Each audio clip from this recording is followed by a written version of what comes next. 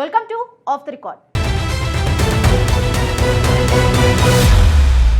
జనసేన పార్టీని క్షేత్రస్థాయిలో పటిష్టం చేసేందుకు ఆ పార్టీ అధినేత పవన్ కళ్యాణ్ చేస్తున్న కసరత్తు వెనుక అసలు వ్యూహం ఏంటి? కమిటీల నియామకంలో ఆయన అనుసరిస్తున్న పట్టుదల ఏ స్థాయికి చేరింది? కాస్త ఆలస్యమైన సరైన వారికే పదవులు దక్కాలి అన్న ఆయన లక్ష్యం వెనుక ఉన్న ఆ మర్మమేంటి?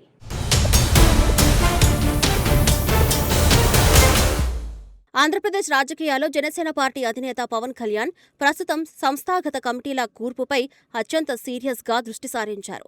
పార్టీని భవిష్యత్తులో దశల పాటు పటిష్టంగా నిలబెట్టాలనే గట్టి సంకల్పంతో ఆయన ఈ భారీ కసరత్తును ముమ్మరం చేశారు.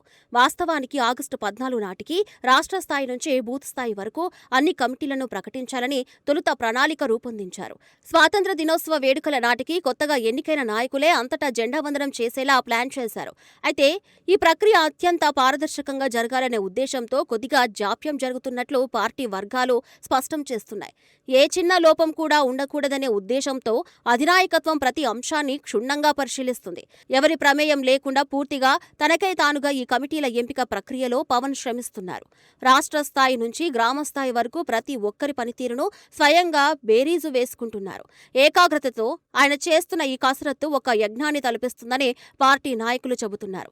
ఎలాంటి ఒత్తిళ్లకు తలవంచకుండా స్వయంగా ఫీడ్బ్యాక్ తెప్పించుకుంటూ ముందుకు వెళ్తున్నారు. ఈ సంస్థాగత నిర్మాణం జనసేన చరిత్రలో మైలురాయిగా నిలుస్తుందని విశ్లేషకులు భావిస్తున్నారు. పార్టీని క్షేత్రస్థాయిలో మరింత బలోపేతం చేసేందుకు ఈ కసరత్తు ఎంతగానో దోహదపడుతుంది.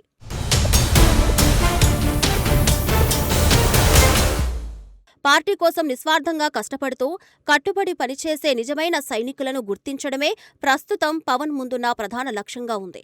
ఎవరైతే నిజాయితీతో నిబద్ధతను ప్రదర్శిస్తారో, నాది పార్టీ అని నమ్మి అంకితభావంతో పనిచేస్తారో వారికే ప్రాధాన్యం దక్కుతుంది. జనసేన జెండాను భుజాన వేసుకుని ఎల్లప్పుడూ పార్టీ అభివృద్ధి కోసం పరితపించే వారికే పదవులు ఇవ్వాలని గట్టిగా తీర్మానించుకుంటున్నారు. వివాదాలకు దూరంగా ఉంటూ ఎప్పుడు ప్రజలకు దగ్గరగా మెలిగే నాయకులకే కమిటీల్లో సముచిత స్థానం కల్పిస్తున్నారు.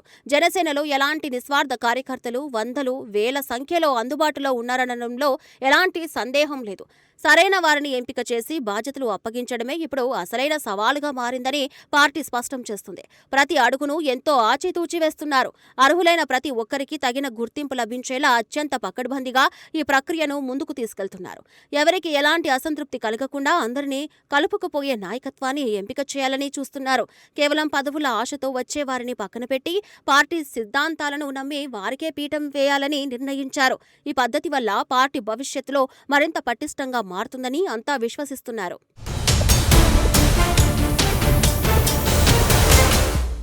ఈ ఎంపిక విషయంలో పవన్ కళ్యాణ్ ప్రదర్శిస్తున్న పట్టుదల చూస్తూ ఉంటే ఆయన ఎంత స్పష్టమైన ఆలోచనతో ఉన్నారో అర్థమవుతుంది. కొంచెం ఆలస్యమైనా పర్వాలేదు కానీ రైట్ పర్సన్కే పదవులు దక్కాలనే పట్టుదలతో ఆయన అడుగులు వేస్తున్నారు. ఏ అత్యంత క్లిష్టమైన పరిస్థితులు ఎదురైనా సరే పార్టీ జెండాను పట్టుకుని జనం ముందుకు దూసుకుపోయే నాయకుల కోసం ఆయన అన్వేషిస్తున్నారు. అలాంటి ధైర్యశాలి నాయకుల మెడలోనే విజయాల వరమాల వేయాలని ఆయన భావిస్తున్నట్లు పార్టీ నేతలు చెబుతున్నారు. ఫలానా వ్యక్తికి ఈ పదవి ఎందుకు ఇచ్చారనే విమర్శలకు తావు లేకుండా పదురుగా మెచ్చేలా పక్కాగా వ్యవహరిస్తున్నారు. ఎంపిక విషయంలో ఎక్కడ ఎలాంటి లోపాలు తలెత్తకుండా అత్యంత కట్టుదిట్టమైన జాగ్రత్తలు తీసుకుంటున్నారు. రాష్ట్ర స్థాయి నాయకత్వం నుంచి మొదలుకొని జిల్లా బాధ్యతలు నియోజకవర్గ ఇన్ఛార్జీల వరకు అందరినీ పరిశీలిస్తున్నారు. అదేవిధంగా మండల గ్రామ స్థాయి నాయకులను కూడా ఎంపిక చేసే విషయంలో ప్రత్యేక శ్రద్ధ కనబరుస్తున్నారు. బూత్ స్థాయి వరకు పార్టీకి ఒక అత్యంత పటిష్టమైన నాయకత్వ బలాన్ని అందించాలని ఆయన ఆరాటపడుతున్నారు.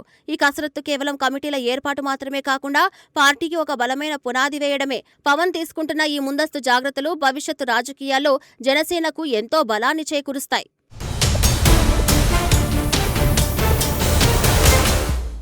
పార్టీ సంస్థాగత విషయాలపై ఆయన నిరంతరం ఆరా తీస్తూనే ఉన్నారు. సాధ్యమైనంత త్వరగా ఈ ప్రక్రియను పూర్తి చేసి జనసేనకు సరికొత్త రూపురేఖలు తీసుకురావాలని ఆయన ప్రణాళికలు రచిస్తున్నారు. కష్టపడే తత్వమే నాయకుడికి అసలైన భూషణమనే నానుడిని పవన్ తన కార్యాచరణ ద్వారా నిరూపిస్తున్నారు.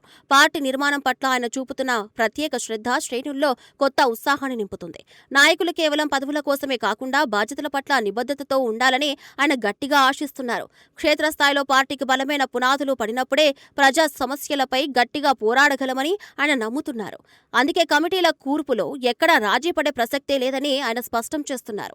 ఆయన చూపుతున్న ఈ తెగింపు, అంకితభావం జనసేనను తిరుగులేని శక్తిగా మార్చడంలో కీలక పాత్ర పోషిస్తాయి. త్వరలోనే రాబోయే ఆ ప్రకటన కోసం కేవలం పార్టీ శ్రేణులే కాకుండా యావత్ రాజకీయ వర్గాలు ఆసక్తిగా ఎదురుచూస్తున్నాయి.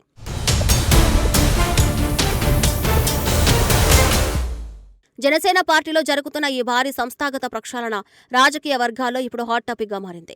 కేవలం ఎన్నికల వేళ మాత్రమే కాకుండా నిరంతరం ప్రజల్లో ఉండే నాయకులకే కమిటీల్లో ప్రాధాన్యం దక్కుతుందని తెలుస్తుంది. పార్టీ ఆశయాలను, సిద్ధాంతాలను ప్రజల్లోకి విస్తృతంగా తీసుకెళ్లే సత్తా ఉన్నవారినే అధినాయకత్వం ఎంపిక చేస్తుంది. రాజకీయ వ్యూహాలతో పాటు సమర్థులైన నాయకులను తయారు చేయడంలో పవన్ సఫలమవుతున్నారు. జిల్లాల వారీగా పార్టీ పరిస్థితిని అంచనా వేస్తూ అక్కడ పనిచేయగల నాయకుల జాబితాను ఆయన స్వయంగా పరిశీలిస్తున్నారు. నియోజకవర్గాల్లో నెలకొన్న స్థానిక పరిస్థితులను దృష్టిలో ఉంచుకొని కమిటీల కూర్పుకు అత్యంత శాస్త్రీయంగా మలుపుస్తున్నారు. పార్టీలో యువతకు, అనుభవజ్ఞులకు సరైన సమతుల్యతను పాటిస్తూ పదవులను కేటాయించేందుకు ప్రణాళికలు సిద్ధం చేశారు. ఎవరికి ఎలాంటి అన్యాయం జరగకుండా ప్రతి కార్యకర్త కష్టాన్ని గుర్తించేలా ఈ ప్రక్రియ సాగుతుంది. ఈ కమిటీలు కేవలం నామమాత్రంగా కాకుండా ప్రభుత్వ విధానాలను ఎండగట్టడంలో ముందుండేలా ఉండాలని పవన్ కోరుకుంటున్నారు. జనసేన భవిష్యత్ రాజకీయ ప్రయాణానికి ఈ నూతన కమిటీలే ప్రధాన ఆయుధాలుగా మారనున్నాయి. ఈ మార్పులు పార్టీ రూపురేఖలను పూర్తిగా మార్చివేస్తాయని రాజకీయ విశ్లేషకులు ముక్త కంఠంతో అంచనా వేస్తున్నారు.